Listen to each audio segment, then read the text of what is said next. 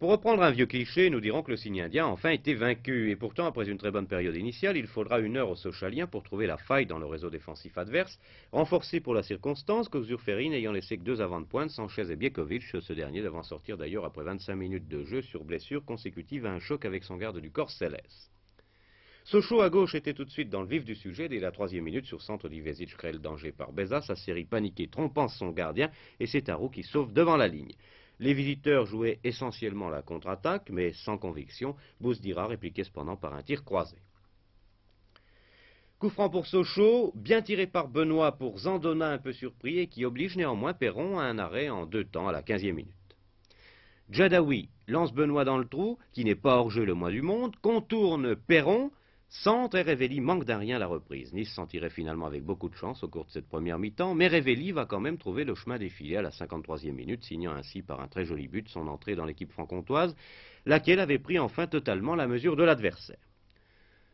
On va le voir un peu mieux, ce but, sous un autre angle, je vous le promets, sur une mauvaise passe en retrait de Guillou à Perron, interception de Révelli et un très beau lob qui laisse le gardien niçois impuissant. Fort de cet avantage, l'équipe doubiste va flamber durant un bon quart d'heure. Dufour, pour Révelli, ici, la sortie hasardeuse de Perron bien esselée, Geskoviak reprend et tire sur la barre.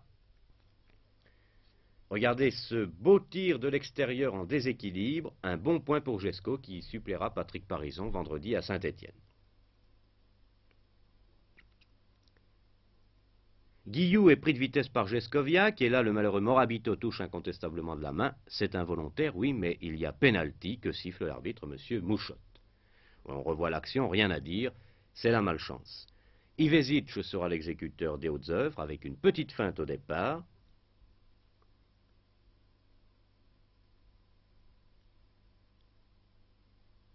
Perron est pris complètement à contre-pied. C'est bien vu, il n'est pas content, le Niçois. 84e minute, 2-0 pour Sochaux. Ayant joué en vain son va-tout dans le dernier quart d'heure, l'OGC Nice réagira plus vigoureusement dans ces 6 dernières minutes. Asseri a donné à Bousdira en 1-2, s'il vous plaît, les Niçois, et au moment de la reprise, Gay commet une faute indiscutable sur l'Algérien. Il ne s'agit donc pas d'une compensation, ici le pénalty est justifié. Regardez, Bousdira est déséquilibré par Gay, il n'y a rien à dire.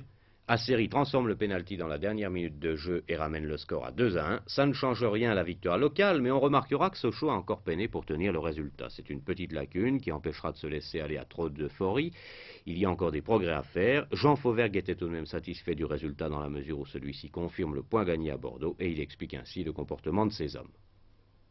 Je pense que ce soir, on a souffert un petit peu de la chaleur. C'était une chaleur lourde, orageuse. À la suite des premières 20 minutes qu'on avait attaqué tambour battant, on s'est un petit peu désunis sur le plan physique, je pense. Alors là aussi, on a eu quelques occasions au début du match, sincèrement, je le pense, et il aurait fallu qu'on conclue à ce moment-là. Bon, on ne l'a pas fait, Nice posera sûrement d'autres problèmes à d'autres équipes aussi.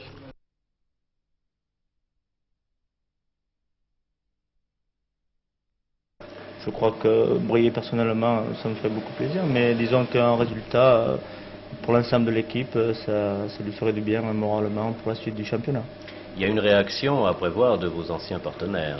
Oui, surtout qu'ils ont été battus à Marseille ce soir. Nous, on a gagné, on est devant, donc il faut absolument qu'ils gagnent. Pour nous, l'impératif, ce serait de ramener un match nul. Et je crois que pour nous deux, après nos 2 matchs à domicile, ça nous ferait du bien.